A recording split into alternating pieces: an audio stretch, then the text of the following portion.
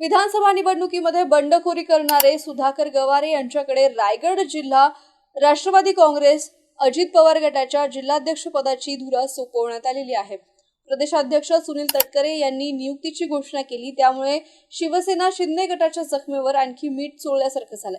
विधानसभा निवडणुकीनंतर रायगड जिल्ह्यामध्ये सत्ताधारी शिवसेना शिंदे गट आणि राष्ट्रवादी काँग्रेस अजित पवार गट यांच्यातील वाद विकोपाला गेले।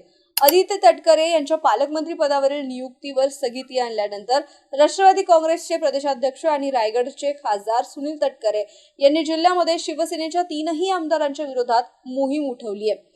रोजगार हमी आणि फल उत्पादन मंत्री भरत गोगावले यांच्यासह अलिबागचे आमदार महेंद्र दळवी आणि कर्जतचे आमदार महेंद्र थोरवे यांच्या मतदारसंघामध्ये लक्ष घालून पक्ष संघटना तिथे बांधणीला त्यांनी सुरुवात केली। 3ही शिवसेना आमदारांच्या वर्चस्वाला यामुळे धक्का देण्याचा प्रयत्न सुरू आहे असंही बोललं जात आहे। आता रायगडमध्ये पक्ष मजबूत करून रायगडचं पालकमंत्रीपद आपली मुलगी आदिती तटकरे हिच्या पदरात टाकण्याचं सुनील तटकरे यांचे प्रयत्न सुरू असल्याचं बोललं जात आहे।